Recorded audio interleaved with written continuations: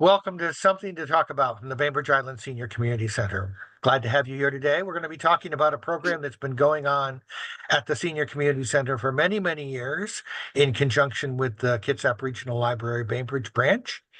It's called the Waterfront Book Group, and Tressa Johnson from the library will be with us to talk about that. I do want to start, though, by acknowledging that the land on which we're meeting is the ancestral home of the Suquamish people, who have been honoring the natural environment in which we live since time immemorial, as they have lived here from those early, early days. We honor them, and we are learning from their stewardship. Also, thank you to Fieldstone Communities of Bainbridge Island, which sponsors Something to Talk About. They offer independent living, assisted living, and memory care up on Rolling Bay.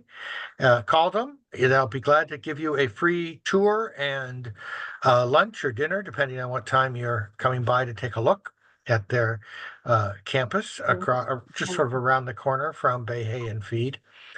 They have day stay and respite care programs as well. The number to call, 206-594-1010. Tressa, as you often do, almost every month, you come by to visit us, and I appreciate that. Today, we're going to talk about a program that is through the library, but has been happening here at the Senior Community Center. I think you're not the first person to have started it, right? You took it over at some point. That's right. I took it over. I've been leading the group for about 11 years. And prior to that, Julie O'Neill, who was a librarian at the Bainbridge branch of Kitsap Regional Library, she led the group for at least 8 years. And I think it was a little bit longer than that. But so the group's been going on for 20 years. And I'll tell you, when I started my employment with Kitsap Regional Library, knowing that I was going to take over this book group just scared me. The idea of facilitating, I mean, I've been a member of book group, but facilitating a book group, and it quickly became and has remained my favorite task. It is something I look forward to every month. I just absolutely love it. So we meet at the Senior Community Center on the third Tuesday of every month. It's 1 hour from 1 to 2. You can attend in person or you can attend virtually. If you do want to attend virtually, you need to either sign up online or call the Senior Community Center so that they can get that link to you. I really appreciate that that we're able to provide that service. We tend to read fiction and nonfiction. We have all of the titles for 2025. They're all chosen. You can pick up a list at the Senior Community Center. They've got it. Some examples include Nora Goes Off Script by Annabelle Monahan, The Sea of Tranquility by Emily St. John, Prisoners of the Castle by Ben McIntyre. So there's really quite a melange of titles. Hey, can you tell us a little bit about how you pick those or who picks them? Yes. So Kitsap Regional Library has a collection of about 90 book group kits. So these are plastic bins in which there are up to 15 copies of the same book, and along with some discussion questions. So these are available for you to reserve and check out. And that's the list. That is the list that I go through when I'm looking for titles. So, and if you would like to learn more about that collection and how to make reservations, give me a call at the library. I'm happy to find a time when we can sit down together and do that. Look at that collection. So I look at that collection, I see what is available, and then I want to reach as many readers as possible. So I make sure that we have at least one large print copy in the collection, which I bring with me to the book group meetings, and also that it is available as an audiobook from the Washington Talking Book and Braille Library. so that everybody can participate. You can access the book, ebooks and audiobooks if they're available. You have access to those. I really wanted the collection of books to reach as many people as possible, so the format wouldn't be an issue or wouldn't keep people from coming. So, and the way it works is when you come to the meeting, you bring the copy of the book that you read and you discussed it. At the end of the meeting, I collect all the books and I hand out the book for the next discussion. And then if there are books left over, I leave them in the front office at the Senior Community Center. So if you are interested in reading with us, you would go to the Senior Community Center and see if there are any books remaining. If not, all of the titles are also in our collection. So you're welcome to come to the library and get a copy there. And But some people might even also just buy them. And some people might buy them. Yep, that is The possible. the other place you might look is we have a lending library at the Senior Community Center, right out of the room where you meet. And a lot of books move through there, so it might be worth looking to see if it's there before you avail yourself of other options. Yeah, that's a good point. Y'all have a very good collection out there. You have a very good collection in that library there, so they might be there. Let's see. I really, the group, I guess the group altogether, we have probably about 15 regular attendees, but at any given time, there are fewer number come. We probably have 8 to 10 people actually come to the discussion. And I know there are folks that read with us, but don't come to the discussions. And that is, of course, always an option. I feel like in my opinion, a book group is, I mean, I can't think of another venue that kind of provides a safe space to disagree with people. And I tell the group that and you can do this as well. If you don't like the book, if you don't like a book, don't read it. Stop reading it. Your librarian tells you can do that. Stop reading it, but please do come to the group and tell us why you had to stop, because that's part of the discussion. I don't think a book group is about reading books that you love. I mean, it's a bonus when that happens, but the book that you read or what you read about, all of us are reading a different book, essentially. We come to the book with our own experiences, with our own preferences, with our own past. So I'm reading a different book than someone else, although it's the same title. And the idea of the book group is to be able to discuss together how that book touched us, however that may be.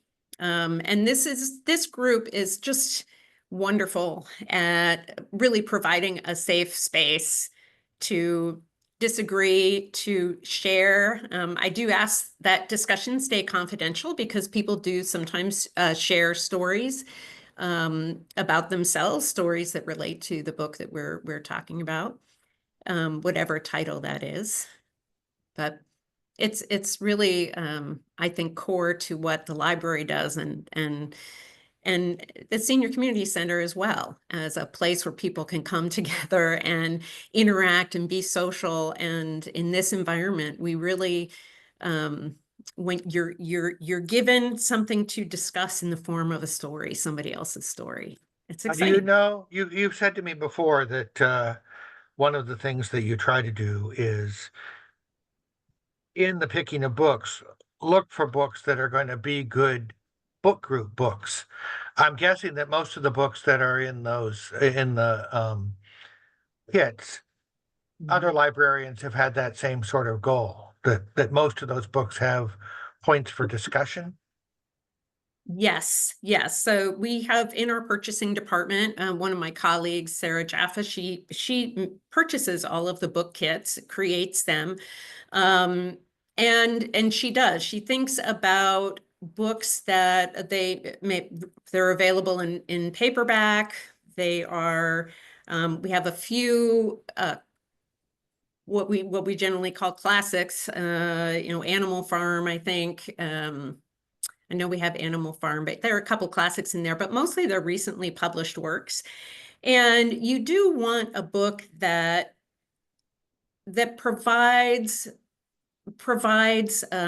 discussion points. So frequently that means a book with characters that interact, where the main focus of the story is on the characters and how they change over time, how they impact each other over time. I always am interested in talking about the decisions that the author made and how those decisions impact how we hear the story, you know? So a story that's an epistolary novel, story that's told through letters, is impactful in a way that's different than a story that's told in the first person or the third person. Um, and so there's things happening in between the letters that you have to figure out as the reader. You need to put those clues together.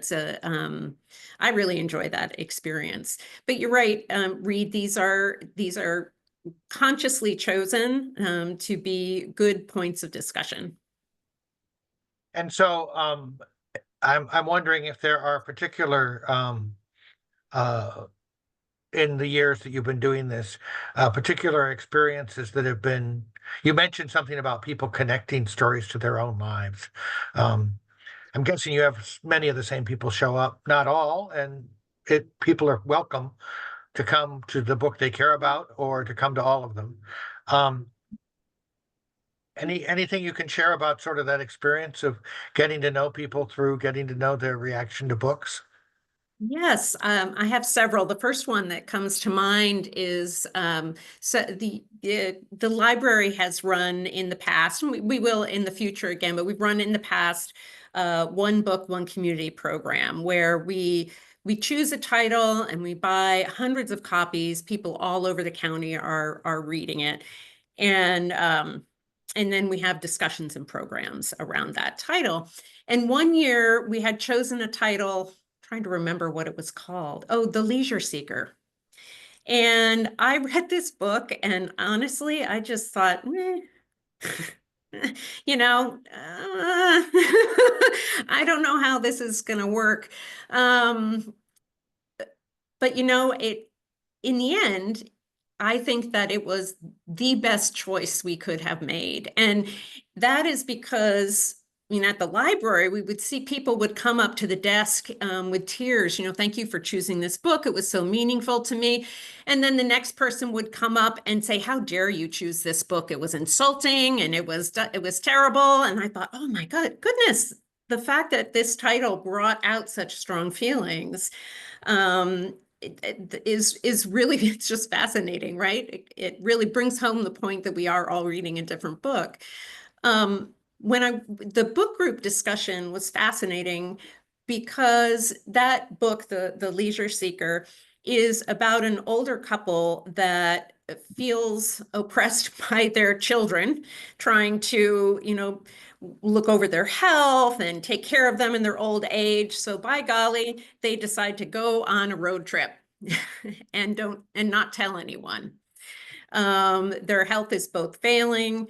Uh, so what we talked about during the book group, we talked about having, I was unable to talk about this, but the people in the group were talking about going through that experience as the child, caring for their parents, and now going through the experience as the parents and experiencing their kids worrying about them and telling them what to do and how they, and I'm just getting goosebumps because it was, those are personal stories. Those are very personal stories, and they really strike at kind of how how we go through our lives and how we care for each other, you know. Mhm. There was another book called What It Is Like to Go to War by Carl Marlantes. Oh my God. And I read that book and I was quite nervous about going to a book group and discussing this book. Mhm. It is, you know, it's what it is like to go to war. There's some graphic detail, it's very political. And it started with someone in the group sharing that they were in the military, were personal friends with John McCain, and had been in war himself. And he talked a little bit about how the book impacted him. People came to the meeting specifically because we were talking about that book, and it was just an amazing group as people shared not only their own experiences, their experiences with family members who had been in the military, and actually the author's a member of the author's family came and did not tell us until the very end of the discussion. So we were able to get some of her input as well. It was just a phenomenal discussion. And like you said earlier, the opportunity to have a pointed discussion where disagreement is Mhm. welcomed and respected is kind of a special thing about a book group that might not be possible if you don't have that third party present, which is the book you're all reading. That's exactly right. There wouldn't be, in that particular book, the gentleman talked about having been in the military and worked with John McCain, being a personal friend. And the next person says, well, I'm a warrior for peace. And so, you know, on two different ends of the spectrum, but here we were, and we had a way to talk about the issues in this book. It was really, you said it really well, this third part of the discussion that allows us to differ in respectful ways. Yeah. That's a powerful book. Mm. Yeah, very. Wow. I don't know, Sheila, have you ever gone to one of these book groups?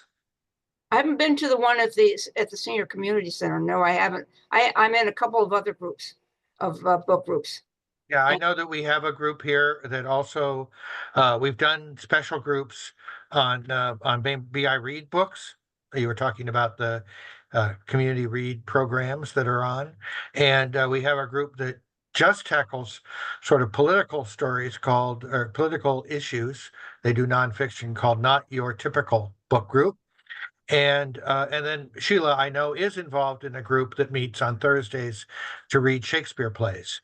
And so that's another exploration That of one literature. is so cool because we actually do reread the whole play, and it's really fascinating to do that. I loved Shakespeare when I was in college. I had the best teacher in the world. That's probably why. But it's so much fun to read them now. And Joe Claysman, who does it, is brilliant, knows his stuff, and it's a lot of fun. We have a good time. We're just starting this Thursday with Antony and Cleopatra. So we'll be playing, doing that. And again, everybody takes parts if you want to, or you can just sit and listen.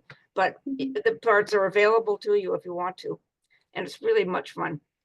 That reminds me of another book that the Waterfront Book Group read. The group had requested that I add some classics, which is always fascinating. I mean, why are these classics? Who are they classics? What does that mean?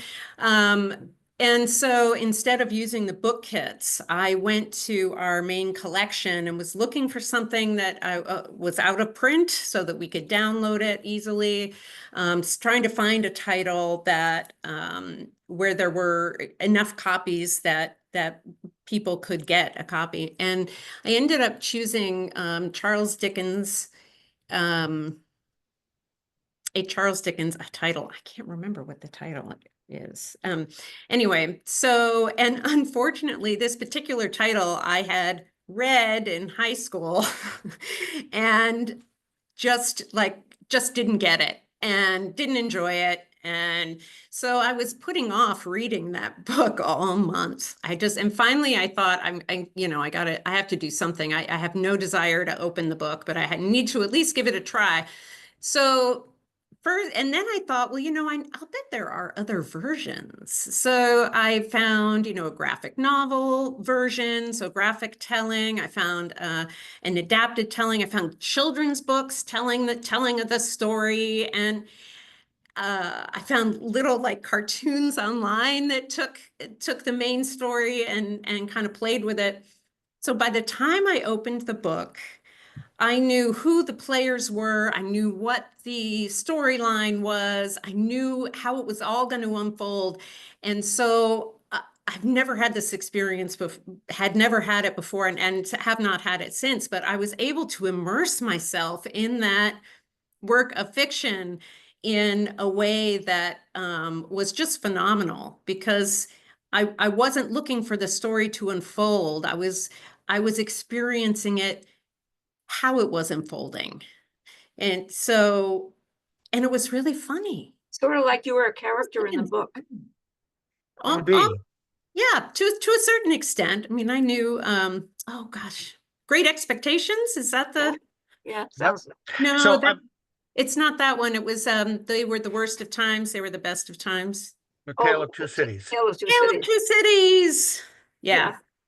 Yeah, so very interesting, the idea, and I think that's one of the things with Shakespeare. Often, this group that meets on Thursdays will conclude with watching a movie, so they'll have to pick a version of it, and of course, then you're watching it to see how the story unfolds, or we'll line it up with something that Shakespeare is doing in Seattle, and we'll take a bus over and watch the play together with a rendition by folks who are interpreting it today.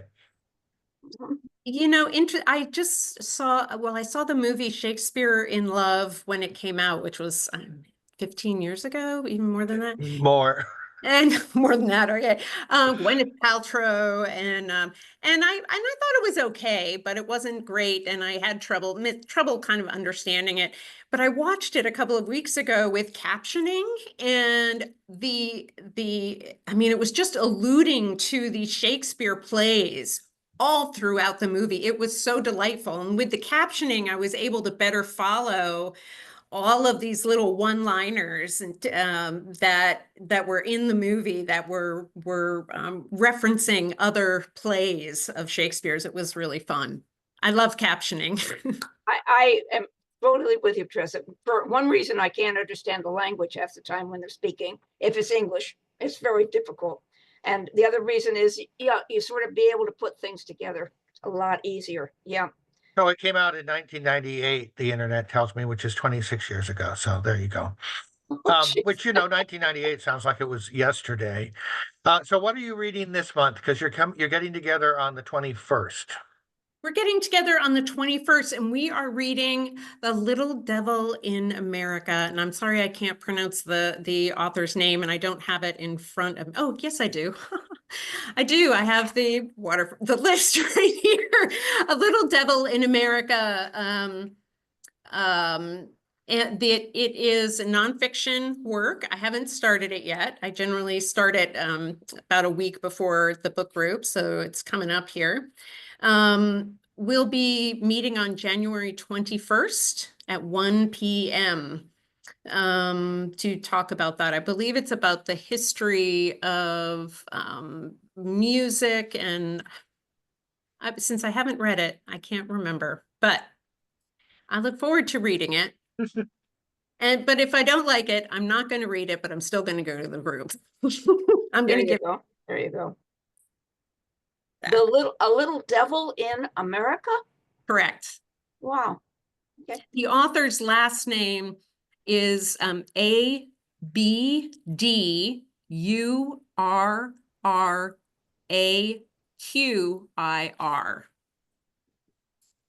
It's called, the subtitle I see is Notes in Praise of Black performance.